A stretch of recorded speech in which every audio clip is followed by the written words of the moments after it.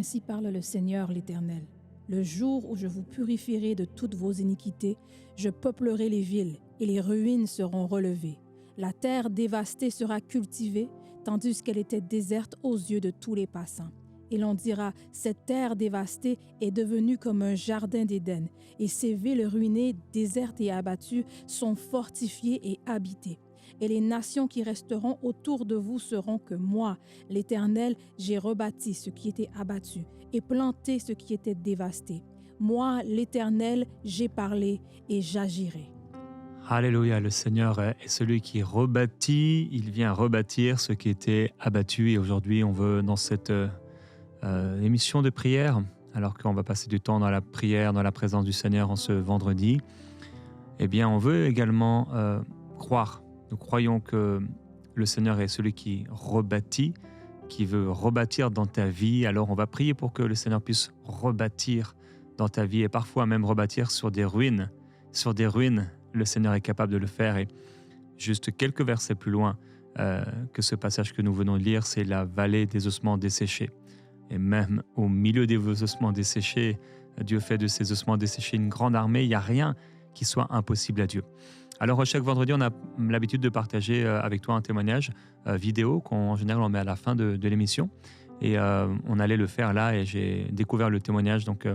Je me suis dit que ce serait une bonne idée de pouvoir le partager avec toi, de cette sœur, puisqu'il est en lien directement avec le thème d'aujourd'hui. Ensuite, on va prier à partir aussi de ce témoignage. Bonjour Jérémy, Marie et Gordon. Je tenais à faire ce témoignage parce qu'il est bon de témoigner et de dire ce que Dieu fait dans nos vies à travers vos vies et surtout Prière Inspirée. C'est un encouragement pour Prière Inspirée parce que il y a déjà 1 an et quelques mois, en début août 2024, Dieu a décidé de reprendre mon mari auprès de lui. Mon mari est un serviteur de Dieu, il était ma moitié, et brutalement il est parti. Et je l'ai enterré le jour de nos 21 ans de mariage. Ça a été pour mes enfants et moi une très grosse épreuve qui a été comme un tsunami, qui a été très brutale. Et l'épreuve ne vient jamais seule, donc 1 mois et demi après, je perds mon travail. J'étais pas loin de job, mais le Seigneur m'a dit qu'il serait là avec moi, qu'il tiendrait ma main et qu'il ne m'abandonnerait pas. Et je me suis accrochée de toutes mes forces à lui. Et début septembre 2024, je suis en train de regarder sur Facebook et je tombe sur le générique Prière Inspirée. Une nouvelle saison commence. Je ne regardais pas avant Prière Inspirée. Et là, je commence tous les matins à écouter Prière Inspirée, les messages de Jérémie avec « Je rebâtirai, je refleurirai ta vie ». Tous les jours, Dieu me parlait, tous les jours. À travers le son de Gordon, la voix de Marie, à travers le prophète Jérémie, Dieu touchait mon cœur. Tous les jours, Dieu me parlait. Quand je pleurais, je pleurais, je pleurais. Et à chaque fois, j'écoutais le matin, le soir, Dieu me restaurait. Et ça fait 1 an et 3 mois que j'écoute Prière Inspirée. Et je voulais vraiment faire ce témoignage pour vous dire qu'il est bon. Et je veux vraiment bénir vos vies parce que à travers vous, Dieu m'a restauré.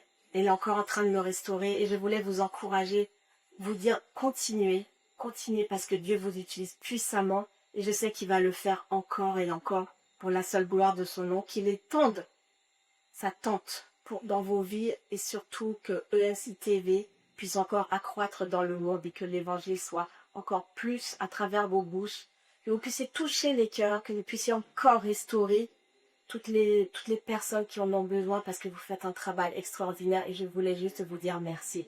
Que Dieu vous bénisse richement. Shalom. Gloire à Dieu, le Seigneur est celui qui restaure et je voulais partager ce témoignage avec toi parce que tu es peut-être dans cette situation et tu t'es ici ou là retrouvé dans ce témoignage de ruine. Il y a parfois, on souffre tellement qu'on commence à imaginer même le pire et qu'une épreuve en cache une autre. Mais nous savons bien sûr que le Seigneur veut nous bénir dans ces temps difficiles. Et il ne veut pas que ce soit épreuve après épreuve, mais il veut que ce soit bénédiction après bénédiction, et il veut changer ces ruines. Alors c'est vrai qu'il y a un temps où peut-être notre vie a l'impression d'être comme des ruines. Les pierres se sont écroulées les unes après les autres pour ne laisser qu'un champ de ruines. On peut se demander comment on pourrait reconstruire sur ces ruines. Mais Dieu dit qu'il peut reconstruire sur ces ruines. Il n'y a rien qui soit impossible à notre Seigneur. Il est le parfait architecte, il est le parfait maçon, le parfait constructeur. Il est Dieu, le parfait potier. Et rien ne lui est impossible. Rien n'est impossible au Seigneur. Le diable vient pour égorger. C'est le diable qui vient pour tuer. Le Seigneur, lui, apporte la vie. Et je veux prier. Nous voulons prier ensemble avec Gordon Marie, notre invité. Nous voulons prier pour toi et déclarer la présence du Seigneur et l'amour de Dieu et la puissance illimitée de Dieu. Père, nous nous présentons devant toi. Aujourd'hui, nous avons lu ta parole et cette parole nous dit que tu es capable de changer ces ruines en jardin d'Éden. Pour quelqu'un, ça paraît vraiment impossible. Il y a peut-être même quelqu'un qui a appelé son enfant Éden et c'est tellement compliqué, la situation, les choses. Seigneur Jésus-Christ, merci parce que tu es capable. Tu es capable, tu l'as fait pour d'autres. Il y a des situations de couple qui sont terribles, dramatiques. Il y a parfois des hommes qui battent leurs femmes, mais il y a également des femmes qui battent leurs maris.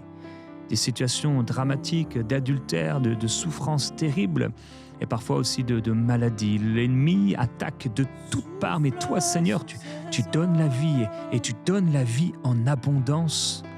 Nous voulons proclamer au nom de Jésus-Christ. Père, pour ceux qui souffrent en ce moment et à l'écoute de ces témoignages, c'est comme un écho dans leur cœur, comme un miroir. Moi, je souffre également, je souffre tant et peut-être même je souffre encore plus. Père, merci. Merci parce que tu es le Dieu des miracles. Tu n'es pas un Dieu de plâtre, tu n'es pas une statue qui peut ni bouger, ni parler, ni rien faire.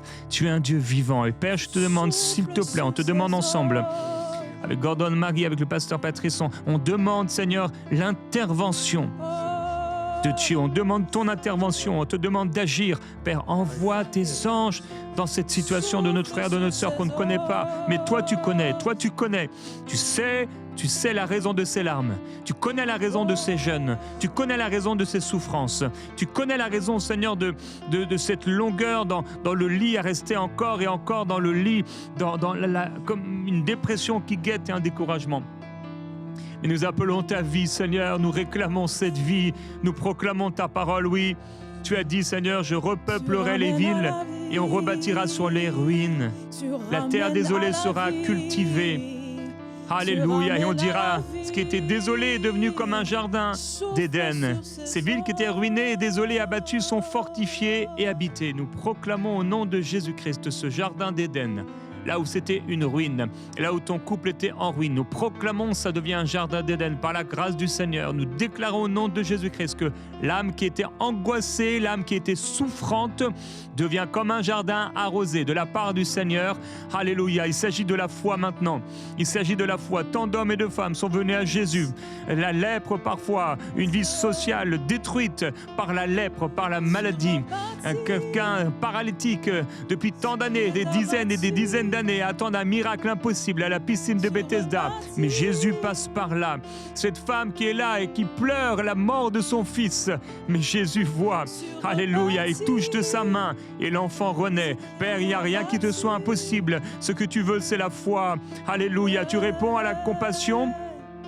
Tu réponds, Seigneur, par compassion, tu réponds aussi à la foi et parfois tout simplement cette compassion se manifeste parce que tu entends au-delà des mots qui ont été dits ou qui n'ont pas été dits, tu entends le cri du cœur. Père, merci. Je veux prier particulièrement, Seigneur, pour ces frères, ces sœurs, ces hommes et ces femmes qui n'ont même pas eu la force de prier. C'est à l'intérieur d'eux et comme cette femme qui pleure la mort de son fils. Seigneur Jésus-Christ, comme ce paralytique qui est là à la piscine et il va plus se jeter dans la piscine. Dans cette superstition, il n'y croit même plus, mais il est là parce qu'il a pas d'autre endroit où aller. Et il est là seul. Et tu vois son cœur. Il a peut-être jamais prié vraiment, ou il n'a pas prié depuis longtemps, mais tu vois son cœur. Tu entends le cri de son cœur. Tu as dit que tu as entendu. Tu as vu les larmes de ton peuple. Je prie, Père, pour ces hommes et ces femmes qui aujourd'hui n'ont pas eu la force d'élever leur voix tellement ils souffrent. Et je te demande d'agir, Seigneur, s'il te plaît. Viens agir, qu'au nom de Jésus-Christ, on commence à balayer le sol. Au nom du Seigneur, qu'il y ait un dessin qui se refasse. L'architecte à l'œuvre. Seigneur, nous commençons à imaginer la maison être reconstruite, un jardin arrosé, une source d'eau vive, de la vie dans la maison, de la vie dans la maison, de la vie dans la maison. Cette personne se relever. Alléluia. Sur mes eaux desséchées, je vivrai encore, je vivrai encore. Tu bâtiras sur les ruines, tu m'élèveras, tu m'élèveras, oh, tu souffleras sous les eaux desséchées, tu lèveras une armée, tu lèveras une armée, oui, tu bâtiras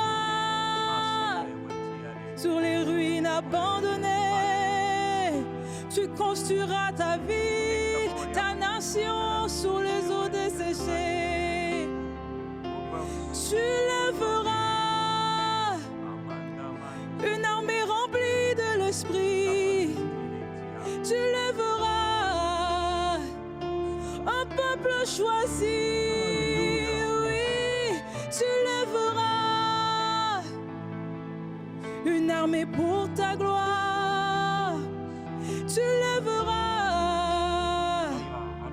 les eaux desséchées, oui, tu lèveras une armée pour ta gloire, tu lèveras, Alléluia. tu bâtiras, Oui. tu bâtiras. Noémie a dit, ne m'appelez pas Noémie, mais appelez-moi Mara, car le Tout-Puissant m'a rendu la vie bien amère. Alléluia. Parfois, les gens souffrent tellement qu'ils attribuent à Dieu des choses terribles. Elle dit, comblé, j'étais parti, et vide, l'Éternel me ramène. Pourquoi m'appelez-vous Noémie? L'Éternel a témoigné contre moi, le Tout-Puissant m'a fait du mal. Et parfois, c'est vrai, on va infliger à Dieu ou attribuer à Dieu des souffrances pour lesquelles il n'en est pas l'auteur, mais Dieu accepte. Et souvent, Dieu ne fera pas de reproche parce qu'il entend la souffrance des cœurs. Et il y a un cœur ici qui attribue à Dieu des choses dont il n'était pas l'auteur, mais Dieu ne te reproche pas ces choses. Dieu t'aime et il veut te combler de son amour. Te combler de son amour. Noémie ne savait pas que tu allais la bénir. Alléluia. Et pensait revenir vide, alors que le Seigneur avait prévu de la combler, de la remplir après la ruine. Seigneur, merci. Alléluia. Alléluia, Seigneur. Merci pour qui tu es, ce que tu fais, Seigneur.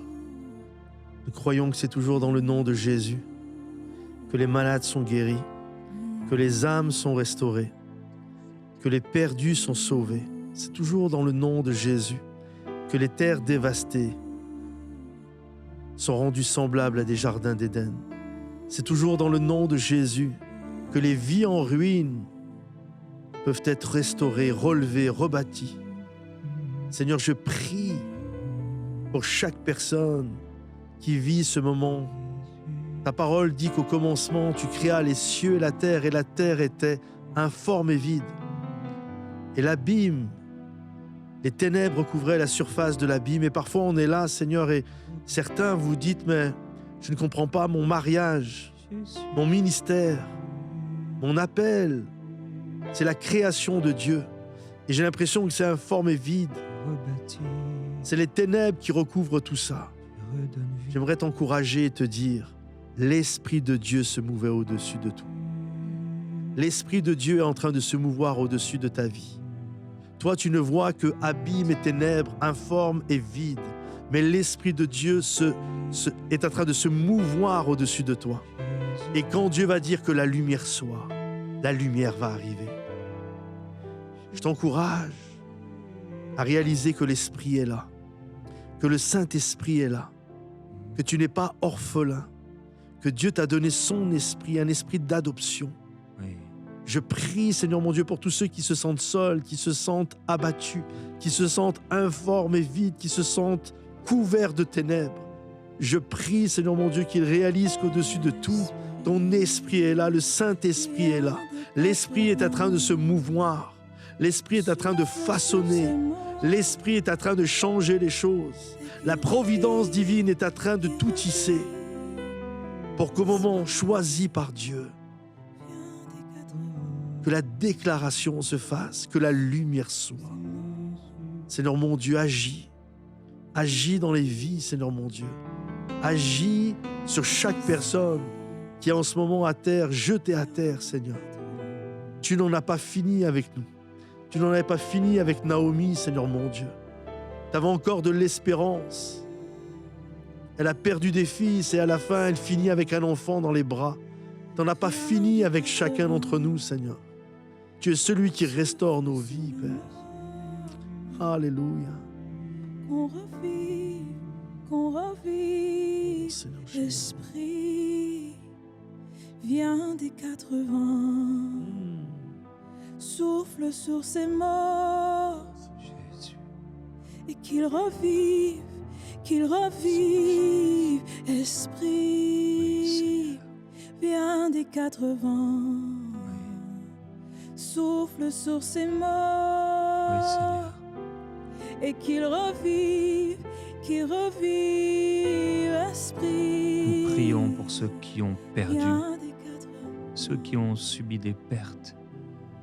Oui, que ton esprit souffle, Seigneur, des 4 vents sur eux pendant ce temps. Plusieurs personnes, cette émission en particulier, ils vont la réécouter et recevoir à chaque fois une onction, une grâce, un relèvement, une restauration. Seigneur, merci.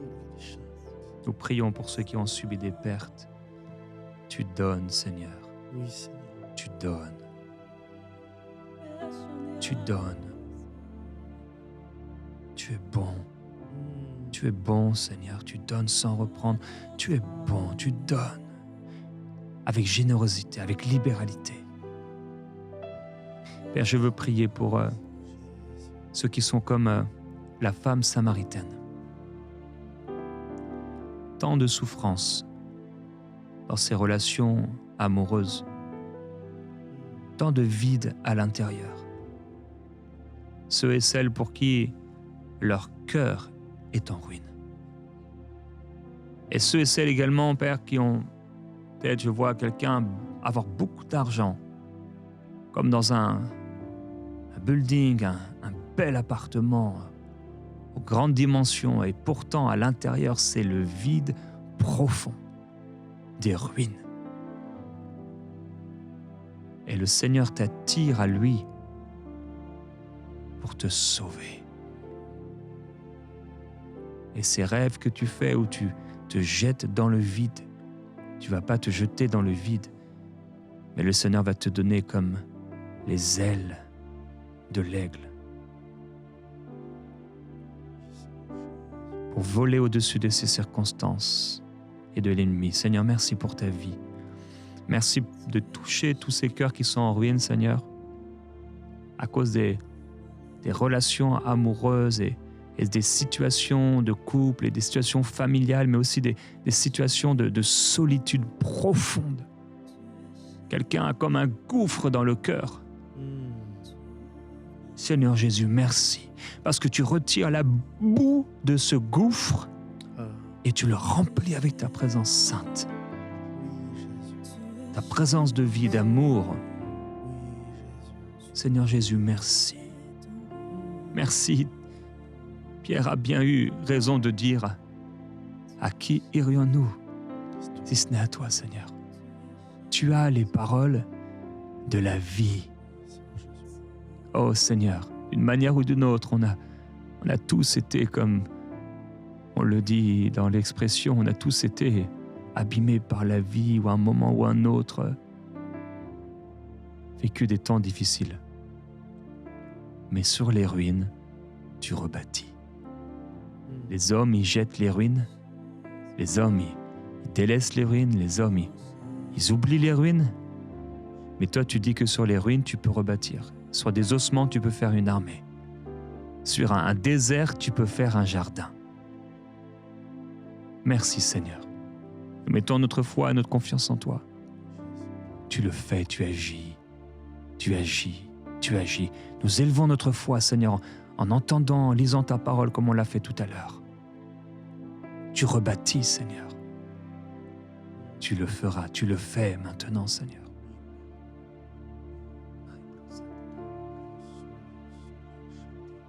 Mets ton esprit au-dedans de nous et nous vivrons. Oui, nous vivrons. Tu rétablis notre pays et nous vivrons. Oui, nous vivrons. Nous saurons que toi, tu es l'Éternel. Tu agis encore. Oui, tu agis encore. Tu mets ton esprit au plus profond de nous et nous vivrons. Oui, nous vivrons, car tu es Jésus. Tu ouvres les tombeaux. Tu es le roi. Oui, tu es le roi. Tu nous sauves de la mort et tu rebâtis. Tu construis à nouveau. Tu construis à nouveau. Tu es l'Éternel. Tu le fais encore. Tu es l'Éternel. Tu rebâtis encore. Tu es l'Éternel. Tu agis encore. Tu es l'Éternel. Tu souffles sur ma vie. Tu es l'Éternel. Ta main est sur ma vie. Tu es l'Éternel. Et tu reconstruis. Et tu reconstruis.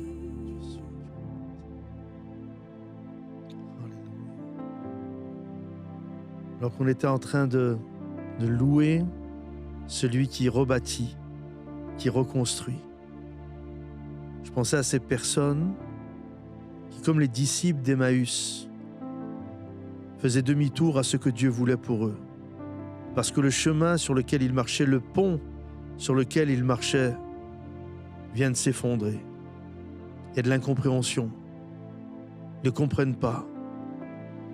Ils sont comme Thomas qui erre dans les rues pendant que les autres sont dans la chambre haute. Ces disciples d'Emmaüs font demi-tour et ils ne comprennent pas. Mais Jésus est revenu juste pour faire un bout de chemin avec eux. Jésus est revenu dans la chambre haute juste pour un Thomas. Et je crois que le Seigneur revient pour toi juste dans cette émission, pour te rappeler à lui, pour te rappeler à ta mission, à ton appel. Et il ne vient pas avec ses diplômes, il ne vient pas avec toutes sortes d'argumentations pour montrer qu'il est le meilleur. Il te dit juste, à toi qui es en ruine et qui marche sur un pont en ruine, mets tes mains sur mon côté percé, mets tes mains sur mes blessures. Et alors que tu vas poser tes mains sur l'agneau, alors que tu vas poser tes mains sur le roi des rois, sur ses blessures, tu vas voir combien il a été affligé, lui-même combien il a été dévasté. Par ses meurtrissures, nous sommes guéris. Et tu vas vivre ta restauration. Les ruines vont être rebâties. Et ta restauration sera rebâtie sur les blessures de Jésus. Et Jésus vient Et il te dit, pose tes mains sur moi. Pose tes mains. Il vient faire un bout de chemin avec toi. Son cœur est de te restaurer, te relever. Laisse-toi aimer par Jésus. Laisse-toi aimer. Pose tes mains sur l'agneau. Pose tes mains sur lui. Alléluia, Jésus. Alléluia, Seigneur. Alléluia.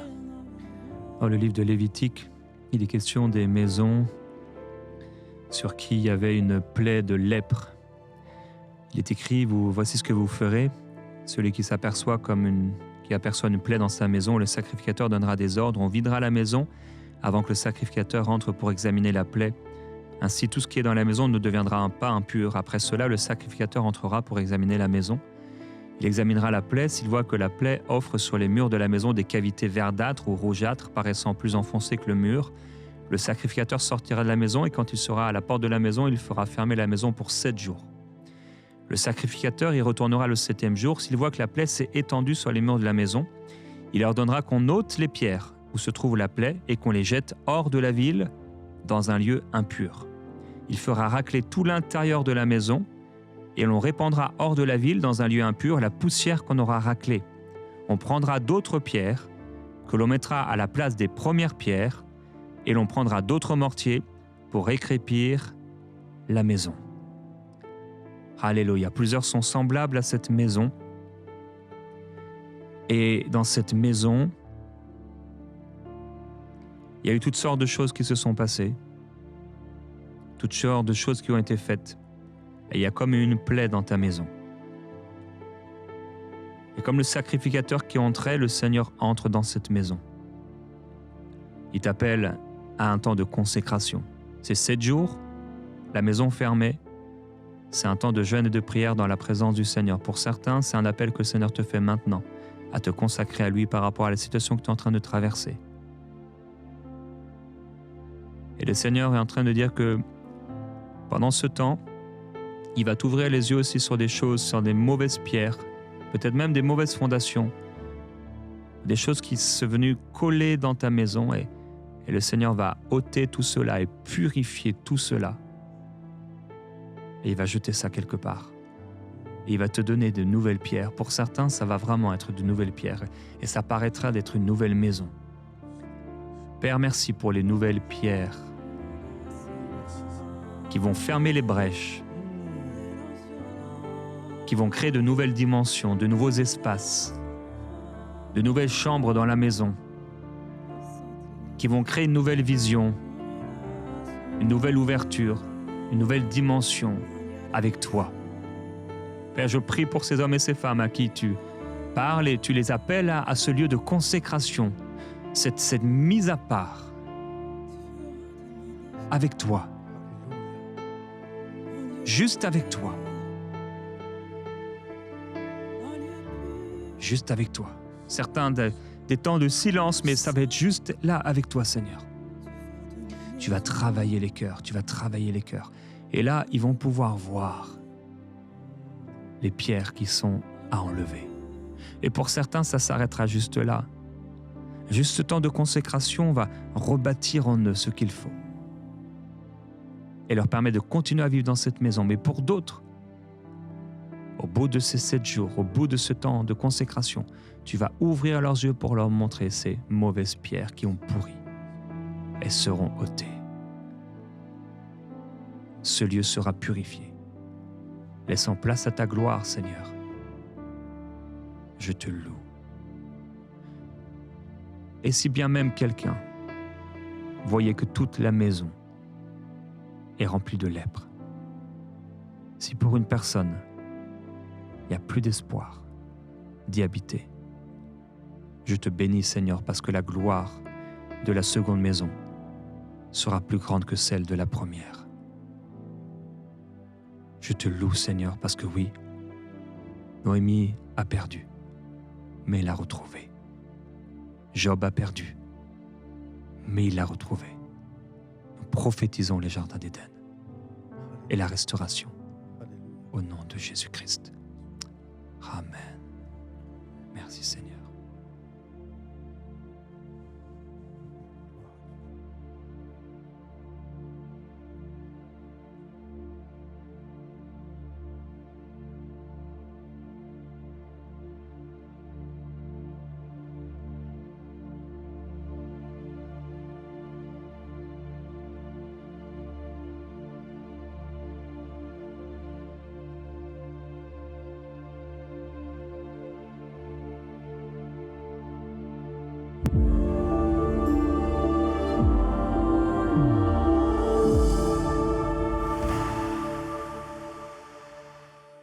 Shalom peuple de Dieu, je vais rendre mon témoignage de comment Dieu m'a délivré de la vie d'impudicité. Je suis né dans une famille chrétienne où mes parents m'ont appris les voies de Dieu dès mon enfance. J'ai grandi dans le Seigneur et j'ai également donné ma vie à Christ. Mais cependant, j'ai lutté avec l'impudicité au-dedans de moi pendant de longues années. J'ai cherché la face de Dieu pour ces problèmes. J'ai gêné et je suis même passé par des prières de délivrance, mais j'ai revenu toujours dans l'impudicité. J'ai reçu ma délivrance durant la semaine où le thème « Reprendre son autorité en Christ » a été abordé. Je me souviens, cette semaine, le pasteur Jérémie avait invité le pasteur Stéphane Kadi. On a parlé sur les reprendre son autorité. Et le pasteur Jérémie avait donné une instruction qu'on devait faire. Il a demandé qu'on puisse prendre une feuille et énumérer tout ce qui était problème pour nous dans la vie spirituelle. J'avais écrit tout ce qui était comme problème, impudicité, pornographie, tout ce qui était des fantasmes, tout ce qui était des pensées impures au-dedans de moi. Et je les ai présentés devant Dieu, j'ai prié et à la fin, il avait demandé qu'on puisse les brûler. Après avoir fait la prière avec le pasteur, j'ai automatiquement cherché un briquet pour allumer le papier. J'ai brûlé le papier et ma délivrance a commencé la même semaine dans laquelle j'ai fait cette prière. J'ai remarqué pendant la semaine, je n'avais plus de pensées impures qui revenaient intensément comme avant et les désirs de revenir toujours à l'addiction à la pornographie ainsi que l'impudicité dans toutes ses formes était devenu quelque chose de éloigné au-dedans de moi. Raison pour laquelle je vais rendre grâce à Dieu pour ces témoignages de ma délivrance. Merci, bonne journée. Wow, quel témoignage! C'est extraordinaire ce que le Seigneur fait. À tous les fois que je vois un témoignage comme celui-ci, je me dis, mais ce n'est qu'une petite partie de tout ce qu'on peut voir de ce que le Seigneur est en train de faire. En fait, à tous les jours, les vies sont transformées et c'est grâce au précieux soutien de la grande famille de partenaires de MCI TV. Toi qui en fais partie, je veux te remercier pour tes prières, mais aussi le soutien financier. Si on fait tout ce qu'on fait, c'est pour voir des vies être transformées. C'est la raison pour laquelle, à tous les jours, l'équipe ici est en train de travailler de tout son cœur. Mais vraiment, c'est parce qu'il y a des personnes qui ont une vision de foi, une perspective éternelle, de se dire « Wow, je suis sur la terre ici, je dois faire tout ce que je peux pour soutenir l'œuvre de Dieu. » C'est une telle bénédiction de faire partie de cette équipe ensemble parce que c'est ce qu'on est. On est une grande équipe, une grande famille qui fait avancer le royaume de Dieu autant qu'on le peut dans les nations francophones. Mais au-delà, oh, merci Seigneur pour ta vie, pour ce que tu fais. God bless you mightily. Un grand merci à tous nos partenaires qui donnent pour voir des vies transformées partout dans la francophonie.